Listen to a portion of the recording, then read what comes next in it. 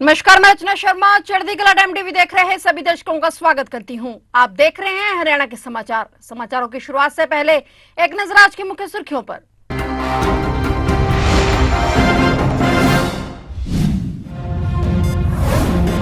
आज हिसार पहुंची राष्ट्रपति द्रौपदी मुर्मू। जेजेयू के दीक्षांत समारोह में की शिरकत। सीएम नायब सैनी और गवर्नर बंडारू दत्तात्रेय भी रहे मौजूद।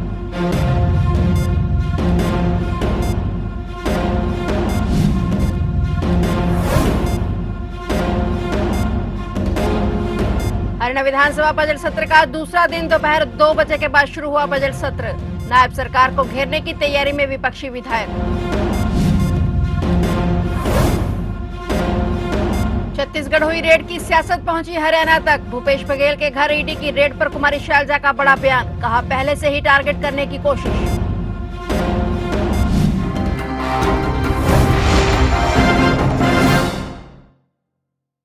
और अब समाचार विस्तार से। राष्ट्रपति द्रौपदी मुर्मू आज हिसार दौरे पर आई। इस दौरान राष्ट्रपति द्रौपदी मुर्मू गुरु जम्बेश्वर विज्ञान एवं प्रौद्योगिकी विश्वविद्यालय के दीक्षांत समारोह में बतौर मुख्य अतिथि शामिल हुई। राष्ट्रपति द्रौपदी मुर्मू के साथ इस दौरान मुख्यमंत्री नायब सिंह सैनी और गवर्नर बंडारू दत्तात्रेय भी मौजूद रहे। दीक्षांत समारोह के कार्यक्रम की अध्यक्षता हरियाणा के राज्यपाल बंडारू दत्तात्रेय ने की। राष्ट्रपति द्रौपदी मुर्मू ने हिसार में गुरु जम्बेश्वर विज्ञान एवं प्रौद्योगिकी विश्वविद्यालय के दीक्षांत समारोह में विद्यार्थियों को डिग्रियां बांटी और इसके साथ ही उन्होंने प्रजापति ब्रह्म कुमारी ईश्वरीय विश्वविद्यालय के कार्यक्रम में भी भाग लिया। इसके बाद राष्ट्रपति ने ब्रह्म कुमारी हिसार के स्वर्ण जयंती समारोह में समस्त कल्याण के लिए आध्यात्मिक शिक्षा नामक राज्य स्तरीय अभियान का शुभारंभ किया। राष्ट्रपति के आगमन को देखते हुए शहर में सुरक्षा व्यवस्था कड़ी की गई। उनकी सुरक्षा में 9 आईपीएस के अलावा 26 डीएसपी और 2000 जवानों को तैनात किया गया। गुरु जम्बेश्वर विज्ञान एवं प्रौद्योगिकी विश्वविद्यालय के इस दीक्षांत समारोह में आप सबके बीच उपस्थित होकर मुझे हार्दिक प्रसन्नता हो रही है। आज उपाधि और पदक प्राप्त करने वाले सभी विद्यार्थियों को मैं हार्दिक बधाई देती हूँ। आपकी ये उपलब्धि न केवल आपके लिए बल्कि आपके परिवार, आपके अध्यापकगण और इस विश्वविद्यालय के लिए भी गौरव की विषय है। मुझे ये जानकर अत्यंत प्रसन्नता हुई है कि आज पीएचडी की उपाधि प्राप्त करने वाली विद्यार्थियों में बेटियों की संख्या 60% से अधिक है। साथ ही पदक प्राप्त करने वाली विद्यार्थियों में भी बेटियों की संख्या लगभग 75% है। ये हम सबके लिए अत्यंत हर्ष और गौरव की बात का विषय है। इस उपलब्धि के लिए मैं सभी बेटियों और उनके परिवारजनों तथा शिक्षकों की बहुत बहुत सराहना करती हूँ। ये हरियाणा की ही नहीं बल्कि हमारे देश के विकास और समाज में महिलाओं की बढ़ती भूमिका का प्रमाण है। देवियों और स्वजनों, गुरु जम्बेश्वर जी जिनके सम्मान में इस विश्वविद्यालय का नाम रखा गया है, वो एक महान संत और दार्शनिक थे। वे वैज्ञानिक सोच, नैतिक जीवन शैली और पर्यावरण संरक्षण के समर्थक थे।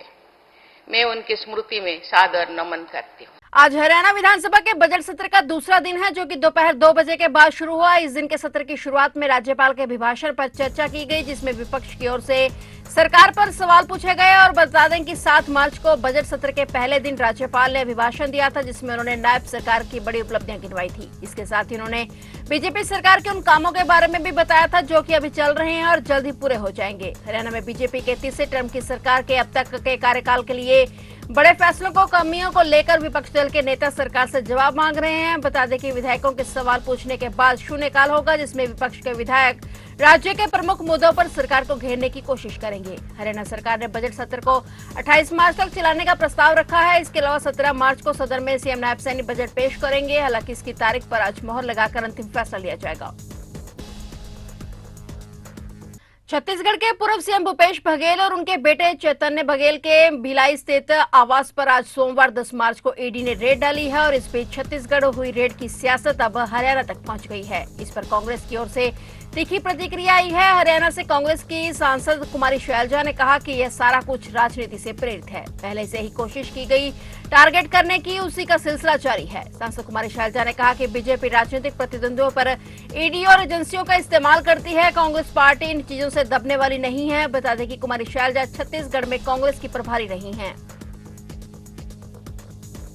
हरियाणा में कचरा घोटाले को लेकर सरकार ने एक्शन लिया है। प्रदेश में कचरे के प्रबंधन करने की बजाय उसे अवैध रूप से अलग अलग जगह पर मिट्टी से दबाने का मामला सामने आया है। इसे लेकर गांव वालों की ओर से शिकायतें भी दी गई और सरकार ने अरावली क्षेत्र में नवंबर 2024 में 3 करोड़ रुपए से 32,000 टन कचरा प्रबंधन के निर्देश दिए थे। सरकार ने कहा था कि कचरे का प्रबंधन जैविक रूप से किया जाए, लेकिन ऐसा करने की बजाय कचरे को 20 से अधिक स्थानों पर ले जाया गया और मिट्टी में ढक कर दिया गया। और इस मामले में सरकार ने जांच के ऑर्डर दिए हैं और कचरा घोटाले की जांच के लिए सरकार ने विशेष जांच दल के गठन करने के आदेश दिए हैं। हरियाणा के पर्यावरण मंत्री राव नरवीर सिंह इस घोटाले में शामिल लोगों के खिलाफ सख्त कार्रवाई करने के लिए कह रहे हैं। उन्होंने कहा कि अवैध डंपिंग में शामिल ट्रैक्टर ट्रॉली ड्राइवरों और अन्य लोगों से पूछताछ की जाएगी ताकि इस मामले के बारे में पता लगाया जा सके। पर्यावरण मंत्री राव नरवीर सिंह ने इस पूरी जांच के 15 दिन में रिपोर्ट मांगी है।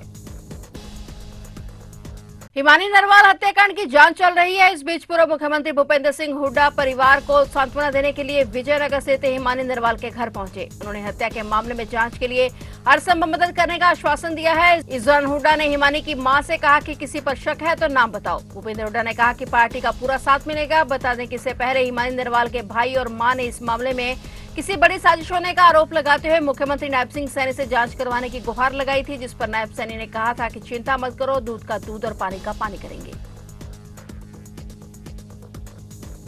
भाजपा के राज्यसभा सदस्य किरण चौधरी की तबीयत खराब हो गई है। उन्हें गुरुग्राम के मेदांता अस्पताल में भर्ती कराया गया है। पिछले 1 सप्ताह से उन्हें तेज बुखार था। बुखार ठीक नहीं होने के कारण किरण चौधरी को इलाज के लिए मेदांता अस्पताल में एडमिट कराना पड़ा। उन्हें सांस लेने में दिक्कत आ रही थी। अस्पताल में डॉक्टरों की देखरेख में किरण चौधरी का इलाज चल रहा है। बीमार पड़ने के कारण वे भिवानी में आयोजित कार्यक्रम में भी शामिल नहीं हो पाई। बता दें कि बीते कल रविवार को भिवानी में सावित्री देवी पार्क के उद्घाटन के साथ महाराणा प्रताप की मूर्ति का अनावरण किया जाना था और इस कार्यक्रम में बीजेपी सांसद किरण चौधरी भी पहुंचने वाली थी, लेकिन उनकी तबीयत खराब होने के चलते वे कार्यक्रम में नहीं पहुंच पाई। भिवानी में आयोजित इस कार्यक्रम में मिजोरम के राज्यपाल और पूर्व जनरल वीके सिंह मुख्य अतिथि के तौर पर पहुंचे।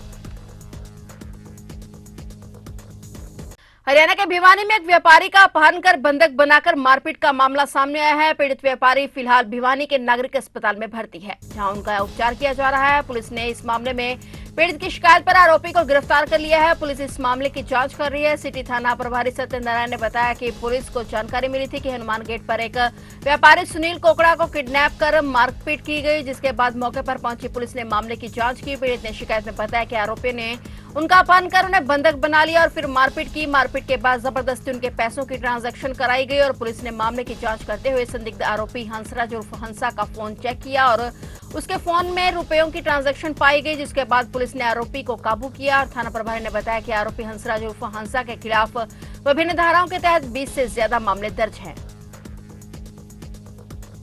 हरियाणा के मौसम में हर दिन बदलाव देखने को मिल रहा है। मार्च महीने की शुरुआत से ही प्रदेश के तापमान में बढ़ोतरी देखने को मिल रही है। तापमान बढ़ने से प्रदेश की गर्मी का असर मार्च महीने में दिखने लगा है। इस बीच मौसम विभाग ने एक बार फिर प्रदेश में बारिश की संभावना जताई है। मौसम विभाग ने होली पर बारिश का अलर्ट जारी किया है। सोमवार शाम से ही मौसम में बदलाव देखने को मिलेगा। लगातार 2 पश्चिमी विक्षोभ के आंशिक प्रभाव से 9 मार्च की रात से ही 13 मार्च तक हवा के रुख में बदलाव देखने की बात कही है। अधिकतर क्षेत्रों में आंशिक बादलवाई रहने की संभावना है। इस दौरान दिन के तापमान में हल्की गिरावट और रात के तापमान में हल्की बढ़ोतरी होने की संभावना है। वहीं 11 और 12 मार्च के दौरान हवा मध्यम से तेज गति से चलेगी और 14 मार्च से एक और पश्चिमी विक्षोभ एक्टिव होगा। इस बीच हल्की से मध्यम बारिश हो सकती है।